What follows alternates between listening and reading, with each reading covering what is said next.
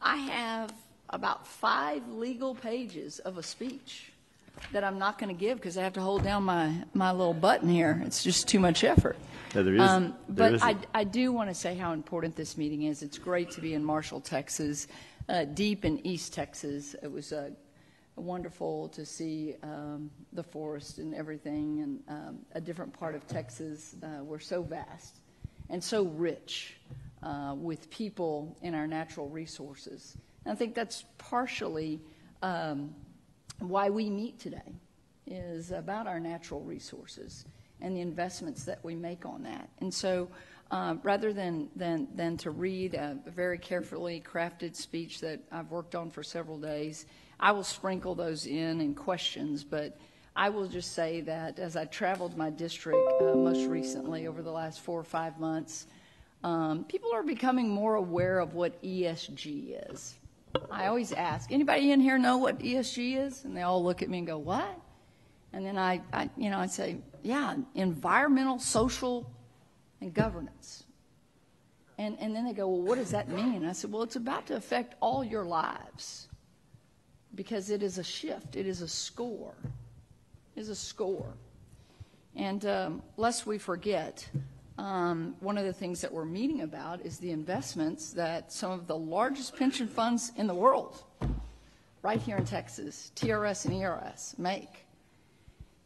And I will just tell you that the Harvard Business Review in March of this year wrote that ESG funds tend to lag in performance when compared to the overall market, citing research from the University of Chicago using data from Morningstar. The review writes that those researchers analyzed the Morningstar sustainability ratings of more than 20,000 mutual funds representing over $8 trillion of investor savings.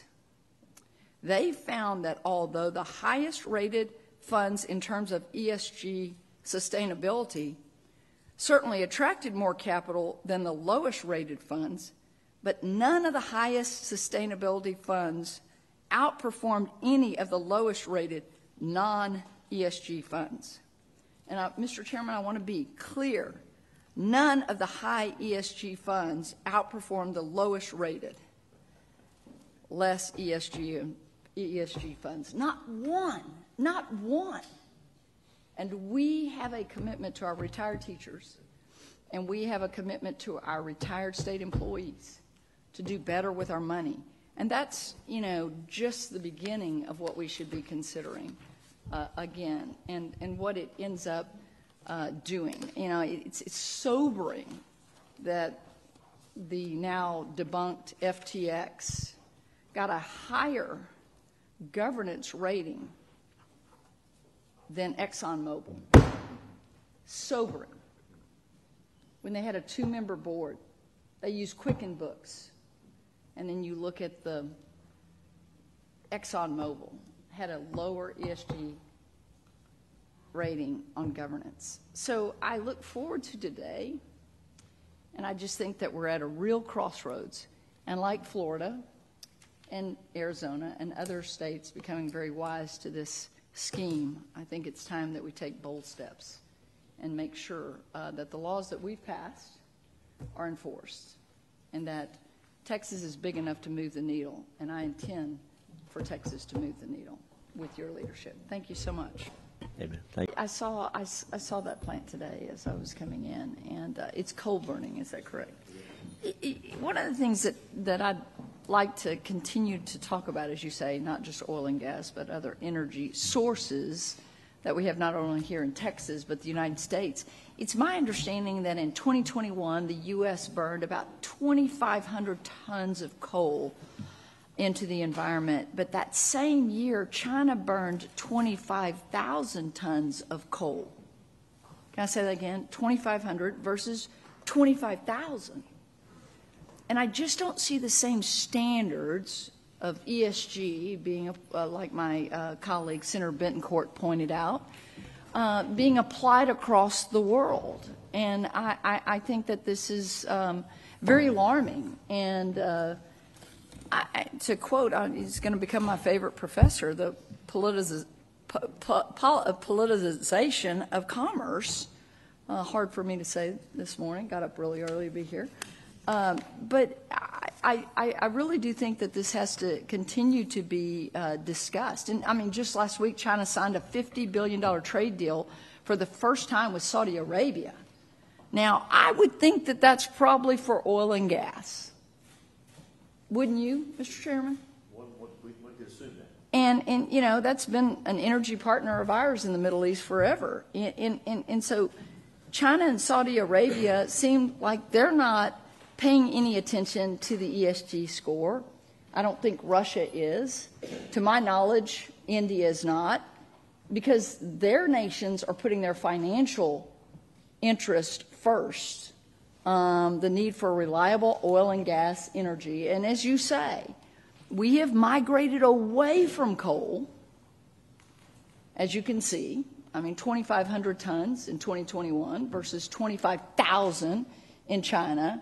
We lead the nation in renewables to the detriment of our citizens, as we saw in Uri.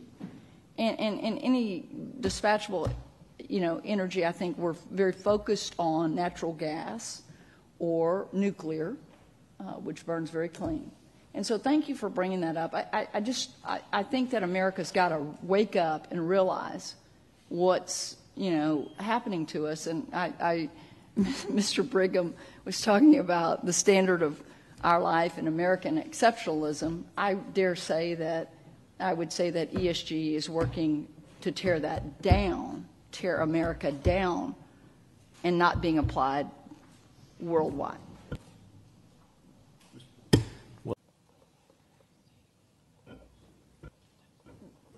Mr. Chairman. Senator Kolkhorst. May I clarify when BlackRock joined Climate Action 100? Do we know? I believe it was 2020, but I'm not 100% sure. I'll have to get back to you on that, Senator.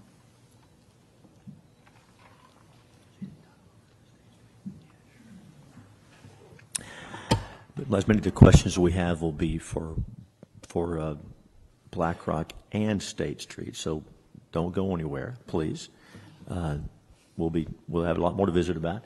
On BlackRock, and again, I'm trying to understand all the timing of this and the fairness of it. And as in my opening remarks, which I spared everyone for my 6 pages of legal notes, just to summarize that we're looking at how, again, standing up for retired teachers and retired state employees and their investments.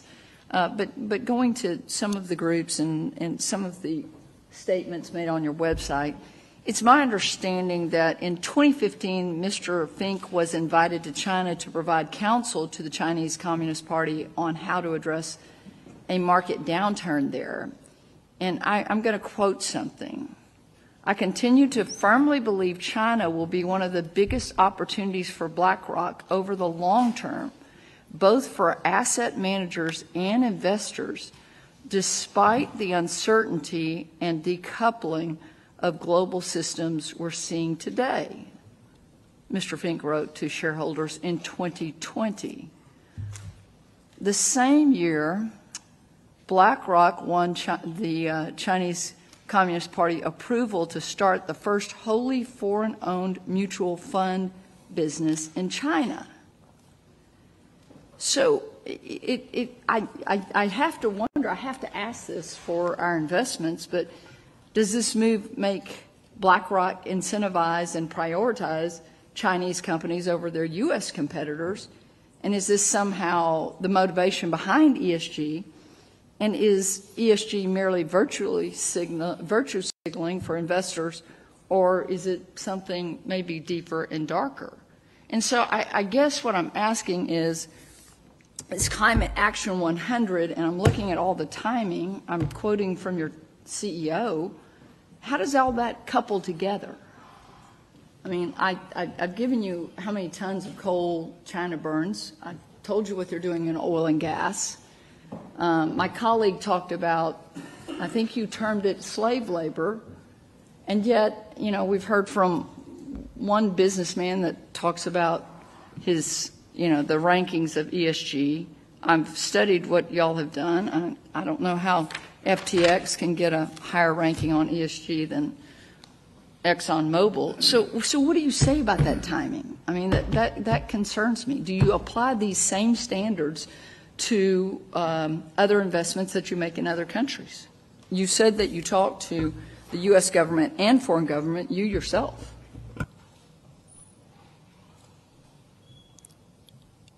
Senator, we apply our principles, our stewardship principles globally, in the United States, in China, and everywhere where our clients' assets are invested.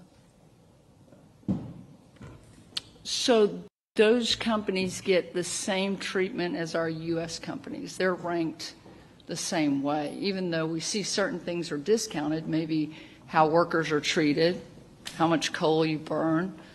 So it's applied globally. What the chairman's talking about in your Climate Action 100 and your agreement, it's applied to every country, every company in every country. Fairly, same. We do not. The ESG scoring that you had mentioned, I believe earlier, that's not ours. That's third parties that do it. That's not ours. With respect to our stewardship principles, we engage and vote in accordance with global principles that are transparent and very, very public. And I just will note that our business in China, it's a very small part of our business at BlackRock, and the business that you mentioned, we received these licenses under Mr. Trump's trade agreement, and it's a local business in China.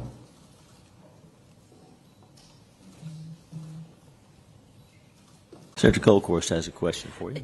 Right. It was very impressive when you testified about the different. I want to make sure there are different boards for different funds. Is that what you testified? I'm simplifying what you actually said to the chairman. That's right, Senator. And so you listed a number of things that you help manage in your position. One of them was academic engagement. What is that? Just out of curiosity. I don't know what it is. Yeah, no, sure. We actually, there is a lot of research that takes place in the asset management space, index investing, bond funds, fixed income, a lot of stuff that, people cover in the asset management space, given the importance of asset management to the national economy. And so when there are academics that are publishing research in the space, we do actively engage. We help them with data in some cases if it's public and we can. So that's our academic engagement program. So do y'all publicly disclose what university? I would First National Bank, assume it's we're all a regional universities. bank, big Who enough y'all for all of engage East with Texas. on that? It tends About the different. we produce results, concrete results in our management. The bottom line is you have no idea why you were fired and no understanding of how it relates to ESG, because that was your earlier testimony. Sir, Was your earlier testimony that you had no idea why you've been fired by the state of Florida? Yes or no? Because I've got a holographic memory. I don't need to run the tape back. Sir, we do not know why we were fired when we were performing for the state of Florida. Thank Correct. you very much for your testimony. Senator Kolkhorst has a question for you. Right. It was very impressive when you testified about the different. I want to make sure there are different boards for different funds. Is that what you testified? I'm simplifying what you actually said to the chairman. That's right, Senator. And so you listed a number of things that you help manage in your position. One of them was academic engagement. What is that? Just out of curiosity. I don't know what it is. Yeah, no, sure. We actually, there is a lot of research that takes place in the asset management space, index investing, bond funds, fixed income, a lot of stuff that, people cover in the asset management space, given the importance of asset management to the national economy.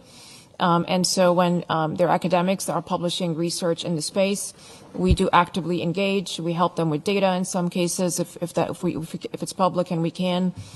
So that's our academic engagement program. So do y'all publicly disclose what university, I would assume it's all universities, who y'all engage with on that? It tends to be particular professors who are interested in the space, but our academic engagement is also, we publish as well. We're also publishers. We do academic studies and we publish them. So mostly professors. Would we be able to find a list of professors that you engage with, since it seems like they're a certain set of professors, and what universities they are employed by? Our engagement is across the United States and in some cases with some universities abroad as well. I do believe we have this is a very new function, I should say, started about a year ago or so. Not that it's not a very old function. It just it's something that we brought together. It was kind of throughout the firm, but not concentrated and if you will. And we brought it together so that we have a more centralized function in how we engage with professors that are interested in the asset management industry. So since this is December 2022, you said about a year. Could I get a little more specific? I'm not guessing, ma'am, we'd be happy to get you that You're information. under oath, so that'd be great. So, Mr. Chairman, would it be out of order to see if we could get, again, specifically, when y'all started with academic engagement, and then, Mr. Chairman, is it in order for me to ask, what universities they're doing research with and for? It certainly is interesting, and we can put that in writing to your attorneys, or you could just agree now that you'll provide it to us. What do you prefer? More than happy to provide you with the list of engagements, the topics. More than happy to. Yeah, I think that's great. I think it's fascinating and would be very useful to again, you're in asset management, and as you say, in your space, y'all do a lot of research, and obviously we have some great universities in the United States, but as you say, you're doing also engagement with other academic institutions across the world. It'd be really good for us to know that. We fund universities at a very high level in the state of Texas, even though they sometimes complain we don't fund them high enough, but it'd be good to know. So, Mr. Chairman, in specific, it would be how long they've had the academic engagement, as you say, you oversee that. And then secondly would be what universities, and in particular, what professors they're doing research with. Mr. Chairman, maybe it's just a statement. I mean, when you engage, I think what we're learning here, Mr. Chairman, and I think this is important for all investors to learn, is that the ultimate goal is these large blocks of money. You represent, I could go back through my notes, how many millions of clients you represent. I think TRS and ERS being some of the largest in the world, that this is the ultimate goal, is that we're going to phase out coal-fired plants, which you have one right here in your district, I believe, Mr. Chairman, and oil and gas, ultimately. And so, when you say engage, I mean, engage is obviously ESG is a scoring system that's ultimately going to move policy in a direction that's something I don't think you could get at the ballot box. You're just using it through investment funds. And I think that every investor needs to understand what's going on, as passive as they may be, as large as they may be, or as small. And I think your points are well made. This is where we're going. Thank you, Senator. I want to Kolkhorst. Mr. Chairman, you may or may not know this answer. I don't know if either one of you know the answer. You mentioned that there was $40 billion invested in BlackRock from the New York City pensions. Yes, ma'am. City pensions. Do we know how much? And I wouldn't even go into our city pensions. Let's just stay with the TRS and ERS. Do we know how much is invested with BlackRock or State Street from TRS and ERS? We have some of the numbers the witnesses may know. Do you know offhand, Ms. Blass, how much money of Texas teacher retirement system, employee retirement system is entrusted to BlackRock? We'll be asking each of you. I don't have the number right in front of me, and I don't want to say it incorrectly. You can give us an estimate, just so you tell us it's an estimate. I don't have the number to give you the exact number, but I will tell you that we are, for our active mandates for the pension plans, we have outperformed the benchmarks for the past 5 years. And I think, I see the difficult stance, position that you're in, and I want to thank both of you. I think you've done a great job today. Hard to answer these questions. Mr. Chairman, I think from the line of questioning and what we've discussed, Texas is a unique state. Like I said, oil and gas #1, ag probably #2, bounces back and forth with tourism, depends on how you rank industries. Maybe you can't serve two masters. I mean, that's maybe where we are, with New York's demands, Mr. Chairman, and you put up their demands, and then you obviously see Senate Bill 13 and passed by the legislature. And I've, watched some requests by some of our statewides. We've recently had all of our statewides reelected, some to new positions, some not. And I guess, Mr. Chairman, in listening and showing, the balance between where we are, maybe it should be more along the Florida lines where we just say, y'all have made a decision. We respect that decision, and we take our marbles and go somewhere else. Is that maybe potentially where we're headed with this? Because I know the investment practices of, I'll just read, we've done a lot of reading from documents today, but study the investment practices of financial services firms and how those practices affect the state's public pensions, make recommendations to ensure the state's public pension funds are not being invested to further political or social causes. And I'm going to read that last sentence just again. Make recommendations to ensure the state's public pension funds are not being invested to further political or social causes. And I see the Attorney General's from New York's stance, and I respect that. He's duly elected, and our stance is different.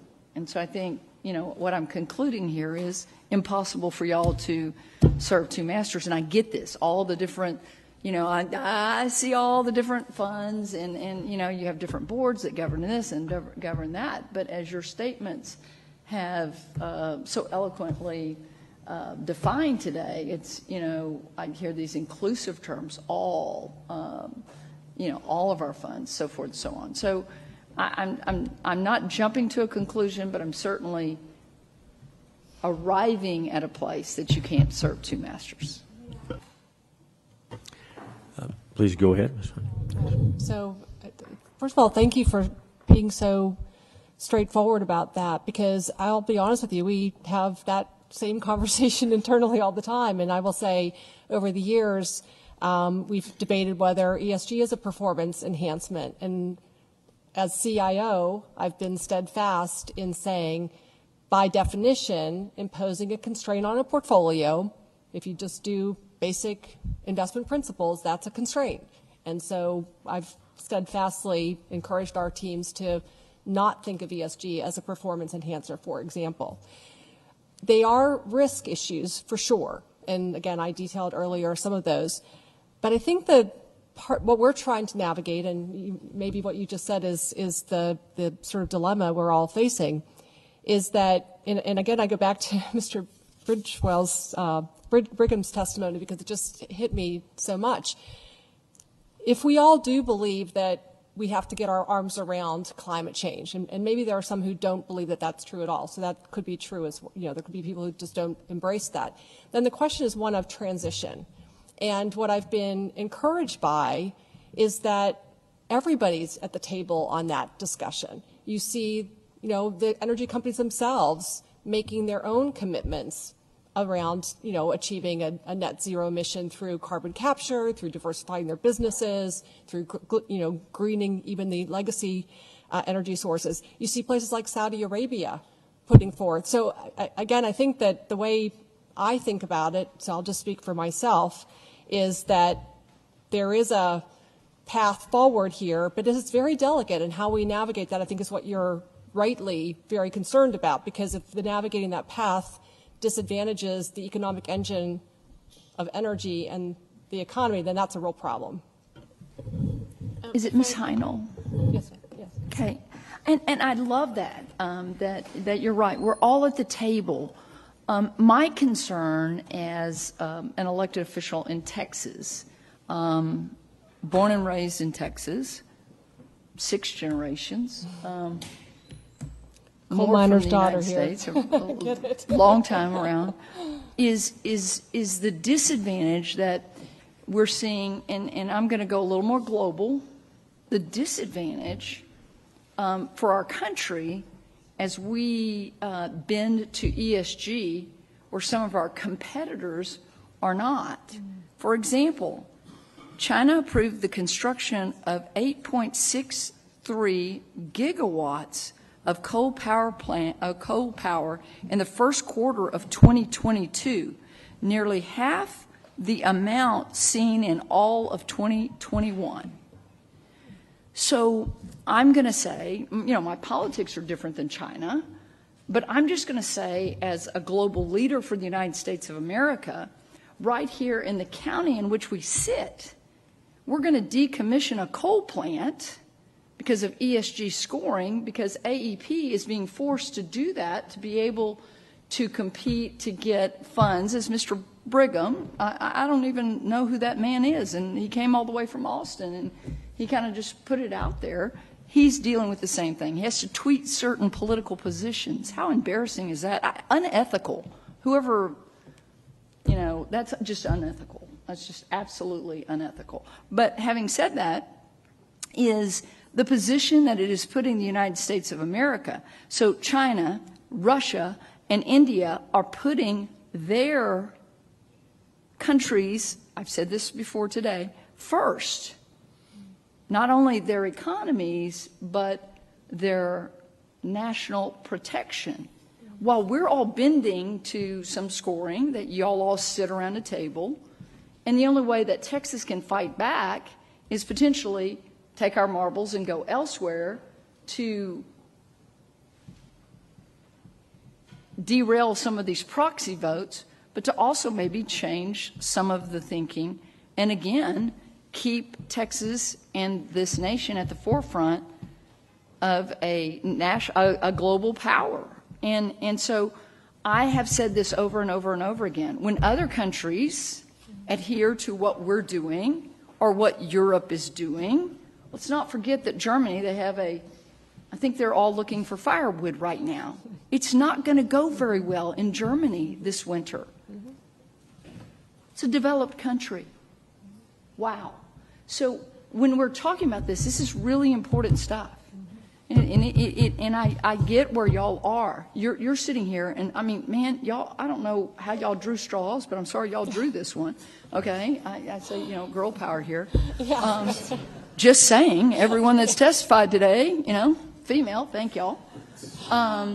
But it really is important that we discuss these, and we discuss them in a public matter. While New York may want something, trust me, Texas wants it different. And the proof is in the pudding where we are economically, okay? And they can do what they want on the East Coast, and they can do what they want on the West Coast, but we're trying to determine for Texas. And I am concluding, I'm not going to try to rush to this conclusion, but I am moving toward a conclusion that your two firms are something that we shouldn't invest in because we have different goals. That's how I'm going to say it. We have different goals. We love our earth. We want to take care of it. But the jury is still out, as I read the other day, that if you don't drive 60,000 miles on a car, that you actually, on an electric car, you actually have a larger carbon footprint than a gasoline or diesel powered car. Now, let me tell you that Senate District 18, you can fit about 3 or 4 of the East Coast states just in my Senate district. And I drive about 30,000 miles, 35,000. I think election year it might have been closer to 40. But I'm not even sniffing 60,000 miles. So the normal person that doesn't have to drive as much as I do won't. So I'm saying that all of these environment, social, and governance, which I'm now going to start just asking the question, is that under the E, the S, or the G? The chairman put up, does pro-life stances become in a company under the social? What about, one day we might get to, are you vaccinated? Do you have vaccination policies? That probably would fit under the S, maybe the G, maybe the E. I don't know. Y'all are going to determine that. And so I'm just going to say again that there are other countries, 8.63 gigawatts of coal power in the first quarter. That's just the first quarter of 2022. And we're over here arguing about how we voted out the directors of ExxonMobil, which is a Texas-based company. I hope that just puts it in perspective. It's maybe time for us to take our marbles, go elsewhere, find other investors, Mr. Chairman, be a little more direct to ERS and TRS, like Florida and a couple other states are doing. Thank you, Senator. A lot about coal today or later this afternoon. What's your stance on natural gas plants? So quite honestly, we don't have a stance on any particular business model or any particular energy source. What we have a stance on is that we believe the science that suggests that the globe is warming. We believe the science that suggests that that is in part driven by emissions.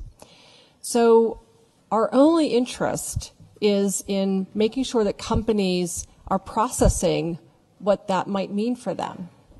And I'll just give an example. Again, I grew up in Pennsylvania. Father was a coal miner. His father was a coal miner. As you all know, the coal mining industry in Pennsylvania was basically decimated. The other side of it, though, is we were very fortunate because the fracking industry took off. And part of what decimated the coal industry was the fact that you could get cheap natural gas to fire the plants. And so it was a combination of some regulatory changes that had happened over many, many years, coupled with new technology. So I share that story because I'm disappointed deeply that, we may walk out of here leaving the impression that somehow we're not aligned. I think we're all aligned towards we want companies to manage those risks. And I would directly answer Mr. Hall's question by saying I have no evidence that this is good for returns in any time frame. In fact, we've seen the evidence quite the contrary. Over the last year, if you didn't own energy companies, you did miserably compared to broad benchmarks. The year before that, it was quite the opposite. If you didn't own energy companies going into the pandemic, it was actually a boon for you. But that was just a happenstance. That's not because it's good investment. So I'll say one final comment, and then I promise you I'll be quiet. So to me, it's about making sure the companies understand the regulatory, the consumer, the physical, the reputational, the physical structure, the operation. If they understand those risks and they're managing them, then we're good. And I think what hasn't been stated is the obvious is the Green New Deal. I believe it was renamed something like the Inflation Reduction. Inflation Reduction Act. Whatever that was. That's a great marketing tool. I wish I could. You just can't make that stuff up. But anyway, what you're saying is you're trying to tell your companies that you're investing in, there's $2 trillion out here, go chase it, basically. And, Bob, that's the answer to your question. But as a state senator in the state of Texas, I have to tell you that Uri is fresh on all of our minds. You take a coal plant out of operation, then you are putting us at risk for not meeting the needs. And there is no way that the state of Texas can operate on coal and solar. Zero way that we can do it. I mean, tonight, when the sun sets here, I will tell you how much solar is putting on the grid. It is zero. It is absolutely zero. In fact, on a cloudy day, I'll tell you how much it's putting on. Zero, right? From Pennsylvania. And the batteries are not capable of keeping it up. And once the batteries finally get there, I think they have about 2 hours storage, we can't stack them. Robert Nichols asked if we could stack them. It's a great engineer question. All the things that Bob said, the long-term effects, and where rare earth materials are. And again, I've noted some other countries. I don't see them as enemies. I see them as competitors, no different than TCU in Michigan on December 31st. Maybe slightly different, but they are our competitor. And it is my job to put Texas at the forefront of competing. And we cannot compete with solar and wind. And we saw what happened in Uri, and we came this close this summer, this close in June. And had we not had that coal plant here in Harrison County, we probably would have been without energy. Every one of them had to be firing at its top rate. So for us, we are going to build more dispatchable, what I call base load. And it takes too long to get nuclear. We're going with gas, and we're going to build a bunch of it. So I hope y'all get on. And finally, I'll just leave it with this, that whether it's the World Economic Forum or the Green New Deal, there are standards being set out there that the whole world is not living by. And I'm going to go back to that. I'm elected by people that actually think that every day I wake up 7 days a week is to put their families at the forefront of my mind and represent them and put them in a position, like I said to Senator Lucio, research him. He came from the most humble of beginnings to go on to be a state senator in the state of Texas. It is my job to let every one of my constituents live the American dream, and I view ESG as doing nothing but marginalizing this country that I have been so blessed to have been born into. And so every day I'm going to fight for this. And I'm going to say this again. TRS and ERS, it's time to pick up our marbles and move. And then maybe the state of Texas, who is arguably the richest state right now in the United States of America, will start changing the opinions of investment firms. I really have appreciated y'all being here today. You've been fabulous. You probably should answer some of those a little more directly. But thank you for being here. I look forward to working with y'all. But my job is to put Texas at the forefront, and Texas is in the United States of America, so I'm going to fight for this country too. We have been our own country once. We're very proud here, and we're extremely independent. Extremely. So if I was a New York AG and had as little resources as they did up there, I'd probably say, okay, I'd write a letter like that.